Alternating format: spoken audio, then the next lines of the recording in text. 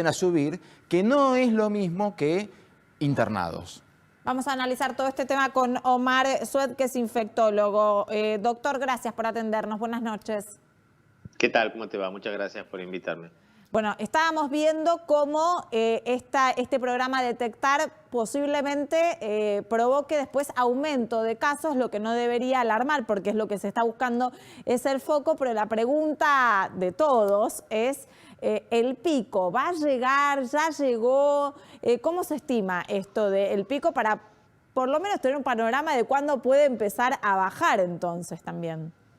Bueno, viste que la cuarentena generó cambios muy grandes en la modulación de la epidemia en el país y ayer se levantó la cuarentena de las 18 provincias y podemos entonces decir que ahí en Santa Fe, por ejemplo, el pico ya pasó. El pico hizo un pico de 400 casos, que es lo que nosotros aquí vemos por día, y en eso y ya se resolvió.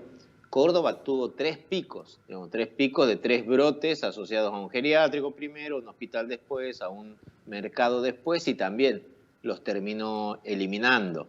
Entonces aquí el pico va a pasar cuando empecemos a ver que descienden los casos en forma concreta durante más de una semana. Cuando veamos que eso empieza a bajar, ya podemos tener la tranquilidad de que todos estos nuevos casos que van a aparecer, que van a aumentar, dejan de aumentar porque ya se agotan, digamos, la cantidad de gente infectada en la ciudad, ¿no? Y ojalá que eso pase pronto, pero la verdad que todavía tenemos muchos casos, todavía tenemos un porcentaje de positivos muy alto con respecto al total de las pruebas que hacemos, lo que nos hace sospechar que eso va a demorar algunas semanas en pasar. El presidente dijo que las próximas 2 semanas iban a ser bastante críticas. ¿Por qué dijo eso? Porque sabemos que estamos en fase ascendente, entonces si estamos en fase ascendente y todavía no hemos hecho nada adicional, los próximos 10 días vamos a seguir viendo a la gente que se infectó las 2 últimas semanas. Como Doctor, recién vamos a empezar mañana con el Detectar, que esperemos que tenga una respuesta positiva, eso recién lo vamos a ver en 2 semanas, ese efecto. Voy a abrirle a mis compañeros, que está Giselle, que quiere preguntar. Sí, doctor, ¿cómo le va?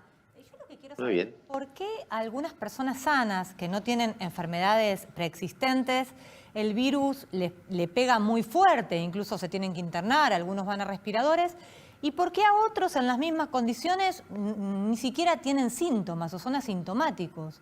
¿Qué es lo que pasa ahí con esas 2 personas? Bueno, el virus este tiene un genio muy difícil de manejar y estamos aprendiendo cada día más, ¿no? Al comienzo decíamos que los únicos que tenían problemas eran la gente mayor y que mientras más grande era la gente, más riesgo de morirse tiene. O sea, una persona mayor de 70 años tiene entre 20 y 30% de riesgo de morirse. Eso ya nos habla de que es un virus que, aunque sea en estos extremos, es agresivo. Es muchísimo más agresivo que la gripe común.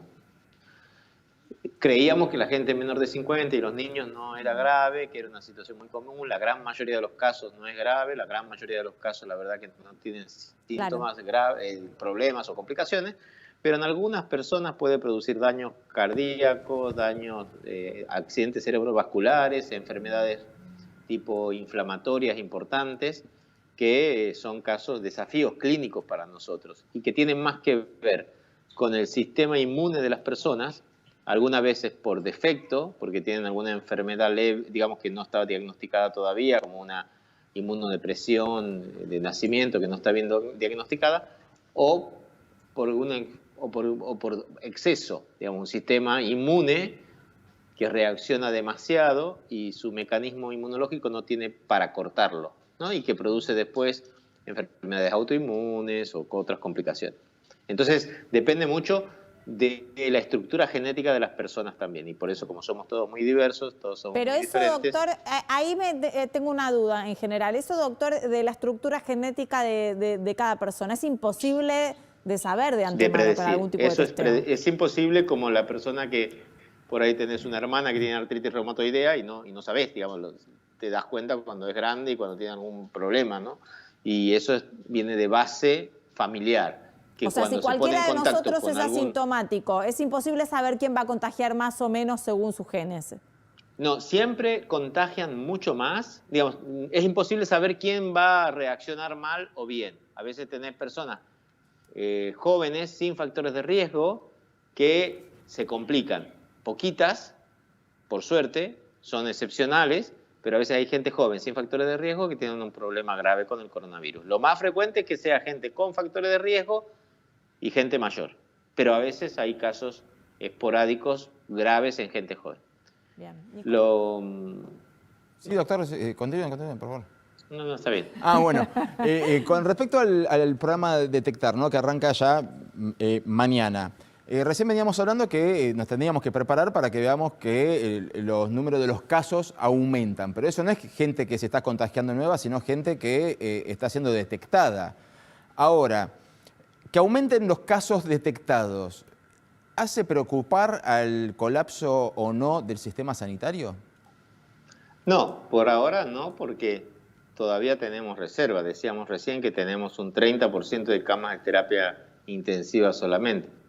Pero si el sistema sigue detectando casos, la curva sigue aumentando, las camas llegan a un 70-75% y no empezamos a ver que bajen, eso preocupa mucho. ¿Y caso detectado Entonces, es caso sí o sí de internación o es, no me refiero a los asintomáticos, me refiero a una persona que por ahí tiene síntomas leves, ¿sí o sí tiene que ser internada? Cualquier persona sin síntomas, asintomáticos, con síntomas leves o con síntomas graves, tiene que estar aislada. Y ese aislamiento puede ser en un hotel, si no tiene síntomas o tiene síntomas muy leves, en un hospital si tiene neumonía, o en terapia intensiva si tiene insuficiencia respiratoria, digamos, si la neumonía es tan grave que no puede respirar. Doctor, con este tema que le preguntaba Nicolás acerca de aquellas personas que son asintomáticas o que presentan síntomas leves, me parece bastante pertinente igual explicar un poco más, porque ayer una de las cosas que se agregó en la conferencia de prensa que dio el presidente junto con el gobernador de la provincia de Buenos Aires y con el jefe de gobierno porteño, Kicillof acentuó de que no se trata de una enfermedad en la que uno, se queda en la casa tomando un té y pasa, sino que puede realmente, por más de que sea un síntoma leve, pasarla bastante mal. Explíquenos como médico a qué se refería el gobernador, porque hay mucha gente en la población que subestima un poco quizás que pueda llegar a tener el virus y como tiene buena salud, pasarlo tranquilamente. El problema de la gente que subestima es que no tiene en cuenta que esto es un peligro para esas personas, porque como recién te decía, no sabemos quién de esos 100 personas es el caso que se va a complicar entre la gente joven. Y el segundo punto es que no tienen conciencia que le pueden contagiar, pueden pasar la infección a otra persona que sí puede tener problemas graves. Claro. Si vos tenés en tu familia una tía, o tenés un vecino, o vas a comprar un lugar donde atiende una persona con cáncer, la posibilidad de que la gente mayor o la gente con otras enfermedades crónicas tenga problemas graves es importante. Y aunque no llegues vos a contagiarlo, si contagias a otra persona que va a contagiarlo, es lo mismo. Claro. Entonces cada uno de nosotros somos un amplificador de esta infección. Se calcula que sin medidas de aislamiento, si no se saca de circulación a la gente infectada, cada persona contagia entre 2 y 3 personas. Claro. Entonces es por eso que en la ciudad los casos han aumentado tan rápidamente en las últimas semanas. Paco. Sí, doctor, está claro que estamos en una fase ascendente, como usted mencionaba, sobre todo en el AMBA, pero para traer quizás un poco de esperanza, cuando se supera ese pico, ¿se cree que se puede de alguna manera flexibilizar la cuarentena de una manera más acelerada, como ocurrió incluso en otras provincias o en otros países? Bueno, ayer se sacó la cuarentena en 18 provincias. En la ciudad de Buenos Aires ayer también se tomaron medidas que agregaron oportunidades de disfrutar afuera de casa, digamos, correr de noche, salir con los chicos el fin de semana, abrir comercios de barrio. Han sido muchas actividades que se han empezado a reincorporar. Sí, claramente cuando la curva empiece a bajar, se pueden seguir sumando actividades y se pueden seguir programando y planificando actividades en tanto y en cuanto se respeten las medidas de distancia física entre las personas. Ahora, doctor, no existiendo una vacuna, ¿qué opinión tiene usted respecto de los que hablan de inmunización? Porque, está bien, se abrieron 18 provincias, pero en algún momento van a empezar a conectarse las provincias de vuelta entre sí. y bueno, están conectadas y tenemos ese problema que se abran las provincias no significa que se pueda hacer todo. En las provincias recién se están planificando junto con el Consejo Federal y el Ministerio de Educación qué va a pasar con las escuelas. Algunas provincias están pidiendo abrir las clases, Jujuy, por ejemplo, quiere empezar las clases el 15 de junio, pero esas decisiones tienen un riesgo también. Claro. Y toda actividad, fútbol, recitales, reuniones de más de 10 personas, tienen riesgo y por eso todavía siguen prohibidas en todo el territorio. por eso le Y por quería eso sigue el preguntar, distanciamiento.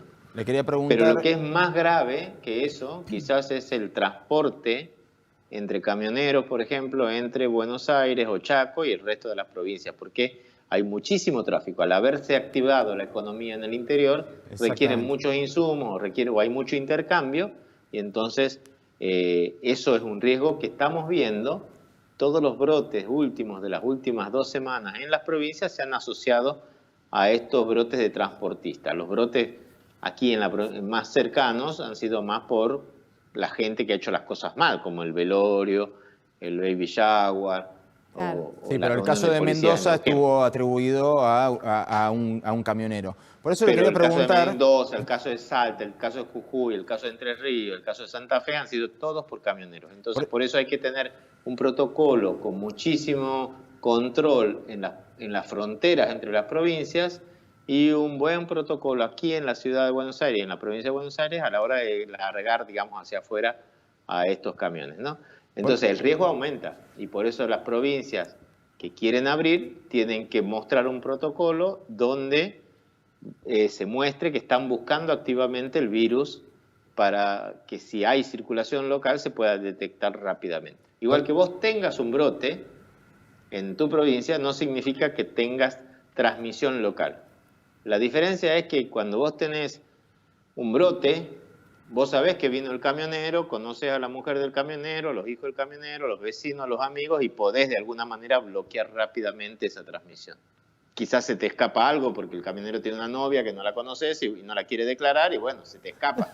Pero si controlás el 60% de los casos, vas a contener el brote. Por eso le En quería cambio, en la Ciudad de Buenos Aires, si vos tenés transmisión local, significa que la gente cuando contagia no sabés de quién te contagió. Entonces no podés ir a buscar a todos esos contactos, porque no sabés, vos aparecés en el hospital o empezás hoy con fiebre y no sabés quién de todo tu entorno es la persona que te trajo el virus, ¿no? Claro. Y por eso la diferencia, la importancia de mantener la cuarentena en los lugares donde hay transmisión local y la posibilidad de liberarlos en las provincias donde ya no lo hay. Claro, se entiende perfectamente, pero por eso le quería preguntar qué es la inmunización y cuáles son los riesgos que podría llegar a implicar una política de decir, bueno, ya fue, salgamos y a inmunizarse.